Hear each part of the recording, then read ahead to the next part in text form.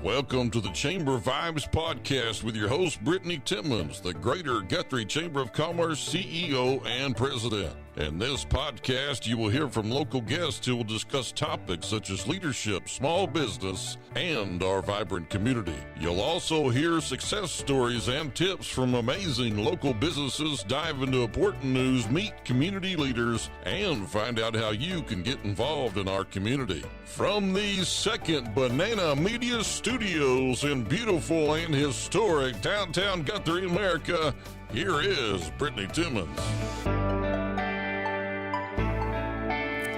Hello, everyone. Welcome back for another episode of Chamber Vibes. I am so excited. I've got my special guest on today, Miss Tiffany Bohrer with Tipsy Artist. How are you, friend? Hey, I'm awesome. Good. Yes, you are awesome. Well, thank you. You are awesome. Yes, so the Tipsy Artist. So let's talk about, well, you can see the studio right behind us here. Chris has pulled that up for us, so such a beautiful space. So let's talk about the Tipsy Artist. What is the Tipsy Artist? Besides you, if you don't know, if you don't know that and you're watching or listening, she is the Tipsy Artist. Yes, However, not always tipsy. No. In fact, usually rarely. Usually rarely tipsy. Yeah, I have a job to do. That's right. That's right. So let's just talk about the history and a background about Tipsy Artist. So Tipsy Artist is, most people are familiar with it as being the paint and sip industry. So the idea is to get together, relax, have a glass of wine, learn how to paint. It's all about learning. However, the wine is always optional. Whatever drinks that people have, we always make that optional. So people can just relax just by the painting experience, which is how I usually get my tipsy on. I usually just get into the vibe of painting, and that gets me there. But other people, if they would like, they can have a little drink to help them, kind of really calm down and relax and, paint and all that kind of stuff. All right. And so, let's see. So just learning how to paint and just having a great time. Fun. That's the main thing, to laugh, get together with your friends or your significant other, family, whatever you want, and then just have a great time, celebrate, learn, new adventure. Yeah, awesome. Yeah. So obviously you're an artist. So talk a little bit about your background. Like, how did you even get into this or want to start this type of business? Okay. So I, many moons ago, I went to school. I actually have a degree in art and education with kind of two separate degrees from Texas Tech University. And did that, again, many moons ago. We'll just say that. Hey, time flies. I don't mind saying my age, but yes, a long time ago. So yes, did that, and then I basically started more. I kind of bounced back and forth, honestly, between teaching. I did a little bit of some kindergarten teaching. Okay. Then I also did my art business, where I had my own art line at the World Trade Center in Dallas. Okay. And then when my kids were little, then I sort of migrated more towards trying to come up with things to do with all the other moms. So we did a lot of like crafting and cocktails and things like that. Fun. So that's, sort of how it emerged. And then there's kind of a fun little story where back when I was in like fourth grade, I did pageants. And I didn't really have the traditional talent of singing and dancing and that kind of thing. So I was a little stuck on that, but then I thought, well, I'm an artist, so I don't think it's ever been done before, but I thought, well, I'll be creative and kind of do my own thing. So I had all my art up on an easel, and I was mic'd up, and I recited this incredibly cheesy poetry that I wrote to discuss some of the principles of art and teaching a little bit. That's cool. So it was probably the first time that I actually was ever in that sort of on stage, mic'd up with my art experience. Okay. So that was always there, sort of, I guess in a weird way, sort of foreshadowing, the tipsy artist to come. Yeah. No drinking back then when I was a little fourth grader. Right. Yeah. So that's a fun story. It is. But then, when I actually started getting into, doing it more with, people as an adult, it just sort of evolved from, just being in that position where I was teaching. I was doing a lot of private lessons or group classes. We would, of course, just naturally have many times have a glass of wine through the experience to get him to relax. And then it just kept on evolving ultimately to the point where, gradually people just took off, and people. There's some fun pictures of you. Yes, People. yes. So what brought you all to Guthrie? Okay, so this is a fun story. I love fun stories. That's what this podcast is all about. Yes, we actually were in a kind of a weird situation where my husband was doing a big renovation project for Bob Howard in Oklahoma City, like the Midtown area. Okay. And so we were at a transition spot, and then I had a little studio out there too. And we started talking to Gary Good at the time, had a gallery. And so we ended up coming out to Guthrie. I basically managed, or like a director rather, of his gallery, and then we lived upstairs one of his lofts. Yes. I think when I first met you, that's where you were doing your events. Yep, we were doing the parties and classes out of there, and it just really started to explode. I mean, it just took off. And we quickly outgrew the space. And some people will remember what that was like. I do. I actually went to a bachelorette party at Gallery Grazioso, and you hosted it, and it was like at least 11 years ago. Right. Yeah. Because, It was pretty crazy. And so then we needed a lot more space, because I think our max there, and this was pushing it, but I think we crammed about 50 people in there, and that was kind of crazy. But then we ended up moving into Terry Bobo space. And then Yes, I remember when you were there almost too. That saying of build and they will come. And that's where Farmers Agency is now. Yes. Lewis Agency. Yes, exactly. And so we would have 100 women in there like every weekend. It was awesome. It was awesome. Yeah. And then you moved over to your spot now? Yes. So we ended up buying a building here in Guthrie. And we are now on Harrison Avenue, just across the street from the Pollard Theater. Mm-hmm. Which is a great space. It is. Great spot to be. So I feel like we're more known for like entertainment on Harrison, and then it seems like Oklahoma Avenue is kind of more of like the shopping. More shopping. Yeah. So we do have shopping. Yeah. I have to say this. You do. Okay, Honeybird Decor. Yes. And Chamber Investor. Yes. So she's in our building now, next door to me. Yes. So she's awesome. She is awesome. And then we do have really cute other little stores on our block too, but I got to give a special shout out to Yes, and Michelle. she had our Chamber Coffee, depending on when you watch this, but it was last week, the last Wednesday of July, and it packed out in there. Yes. And it was awesome. I felt bad for not being there. I was not dressed and ready, and That's I was okay. sneaking around next door going, I'm not ready. That's okay. Yes, but I love that. I love that she was able to share your space, and I know she's really happy there. Yeah. And so that's great. Yes. And so obviously, so you guys have been there now. How many years on Harrison? So since 2017. Okay. Very beginning of the year. Wow. I know. It's That's so crazy. I know, because I'm like, I have seen you move and I've been to events at all the different locations. Right. Okay. So in the studio, you do events, but you were there during 2020. Yes. So just like everybody, everyone affected by COVID, what are some of the ways that you coped with that when you could no longer do in-person events? Right. Okay, so we did two very important pivots. The first one, and another shout out I have to give to, is Sonny Ojeda. He is also a chamber investor. Man. Okay, I'll do that. I love this. We need to start doing this more on Chamber Vibes. So I can get away with some cheese. That's okay. But he was awesome. He was actually a tenant with us at the time. And we were brainstorming going, and he knew, how hard it was. Yeah.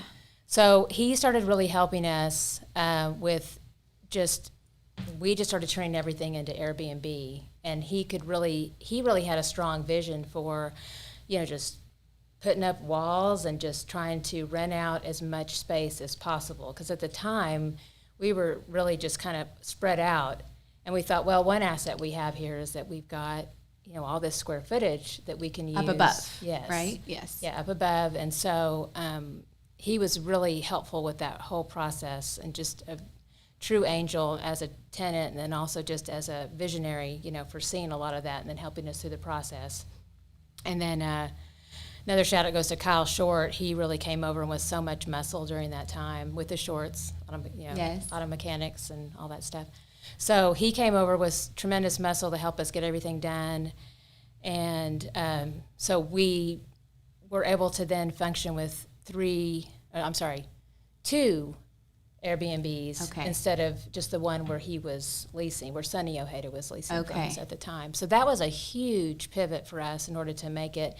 And then the other thing that happened was the shift to painting kits. Yes. So fortunately, I had licensed with a company in the past.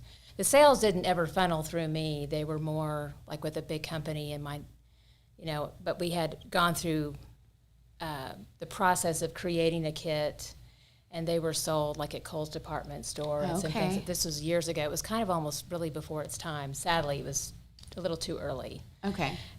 But that's okay. But it just, when we needed it, it did come through for us.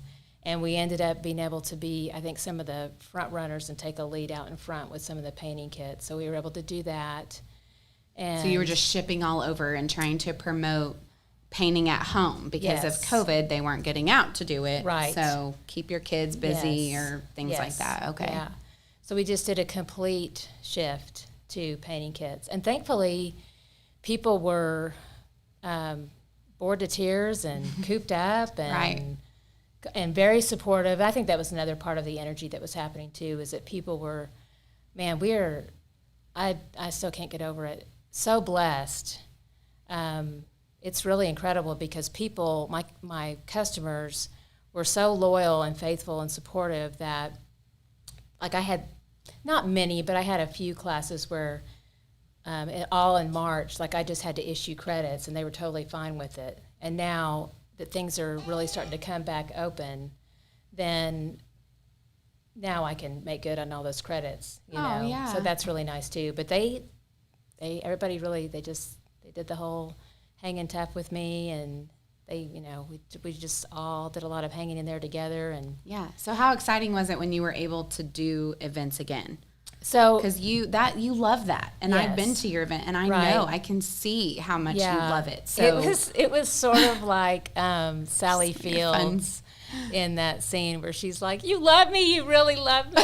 Yes, yes. So and it was almost, "You love me, you still love me."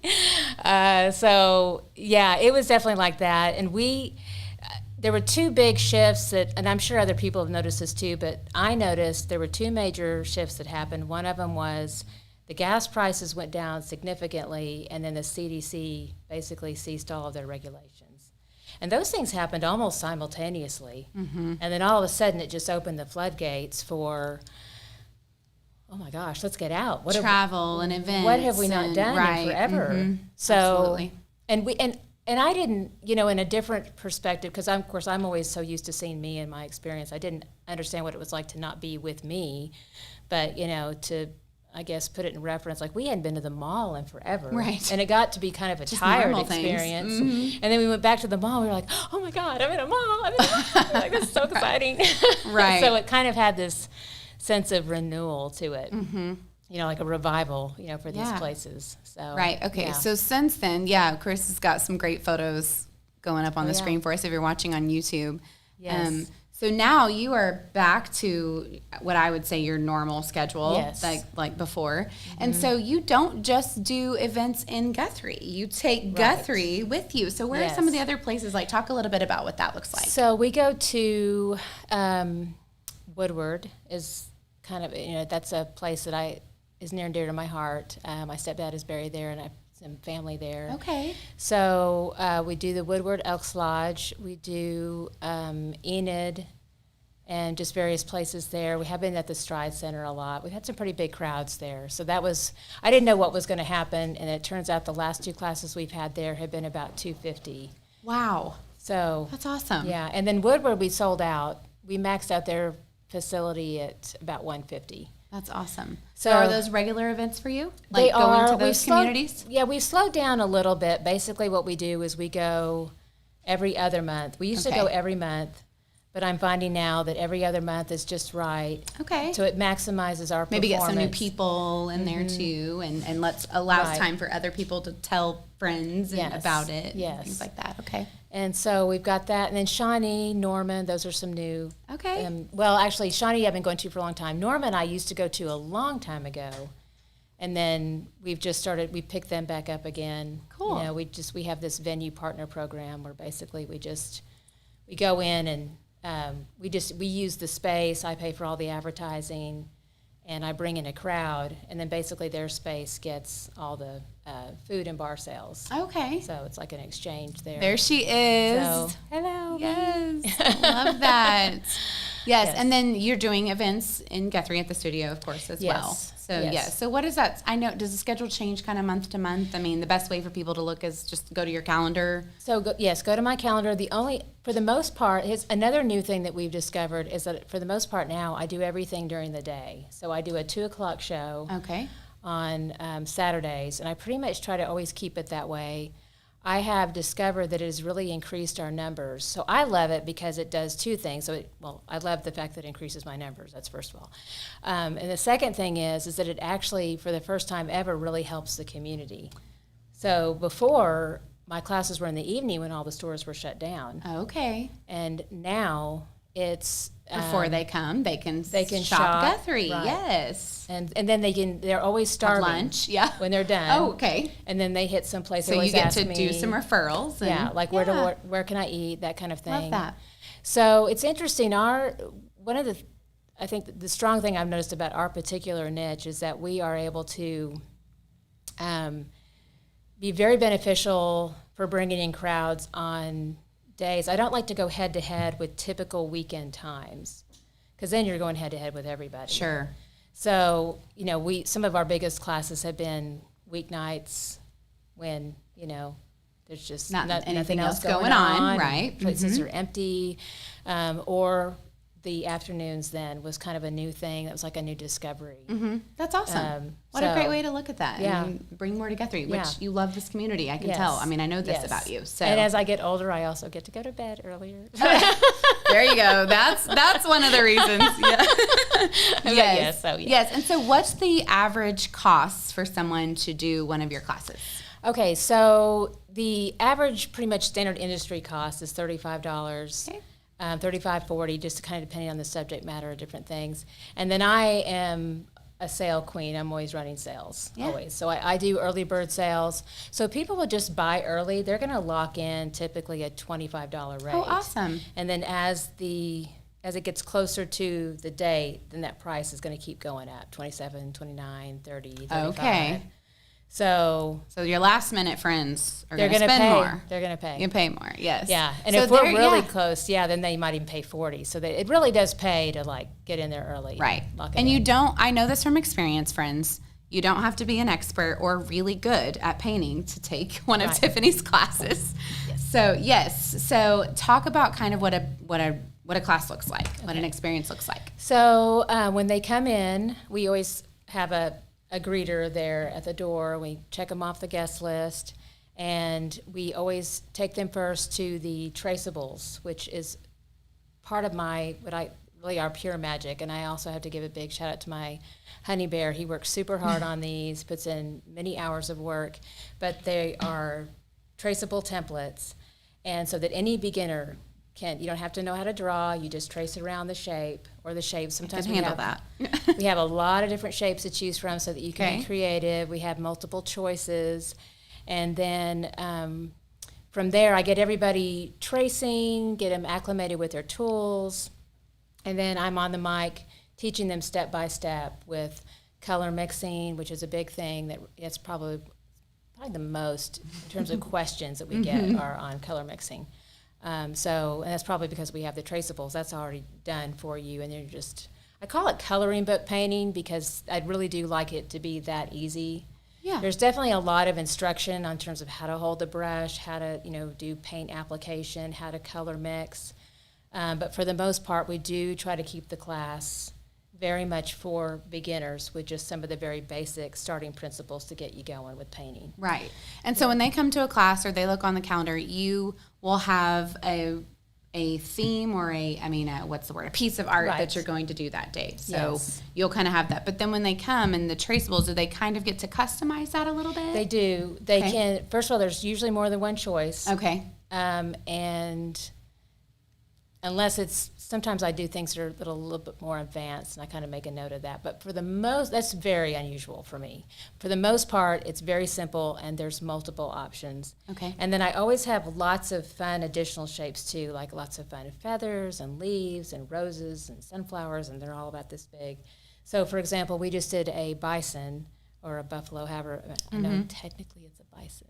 Yes. We all call it a buffalo. So, so basically, you could either do, like, if the men are in the class, they typically do it without any flowers. Right. But, the ladies want to make a more like boho bison. So they're going to create that crown of like roses and sunflowers or whatever they want on top. So that's an example. You can just kind of play with all those little pieces and have fun with it. So how long does a class usually take? So it typically lasts about 2.5 hours, sometimes 3, but typically 2.5 hours is what we tell people to allow for. Okay. And they can talk, and you play music, and like you said, they can bring something to drink. Yes. And it's really, what age do you recommend? I mean, I feel like it's all ages, but, obviously not littles. Right. So and people are always welcome to just write me in advance and ask questions, and really, your own child. Sure. Most of the time I say, though, 9 and up is typical of what works well. You start running into attention span problems, or there's messes. Well, I don't even care about the mess that much, but sometimes what we run into, and you need to know, is if your child is kind of a perfectionist and they're comparing. Okay. Sometimes children that are very hard on themselves will start to look around and see adult work compared to their work. And again, it's very unusual, but typically that only happens when they're 6 or 7. Okay. And it seems like when they get to be a little bit older, like 8 or 9, they can emotionally handle, I'm a kid. Right. Looks fine. I'm good with it. That makes sense. Yeah. And they just have a better mental attitude about it. Right. What a great observation. Yeah. I wouldn't have thought about that. Well, it's just after many years. Many years experience. Yes, you have. A 6-year-old cry and a 8 or 9-year-old never crying and being happy. Yeah. Yes. So do you do private events? I do. So what if a company wants to do an office party or a Christmas party or a birthday party? What does that look like? So it basically looks exactly the same as what I described. They can pick, except that they get the whole place all to themselves, which is really nice. And they can pick out, I usually allow for 2 different designs. That still creates an atmosphere of focus and not too much going on, and there's more focused quality education with the steps and that kind of thing.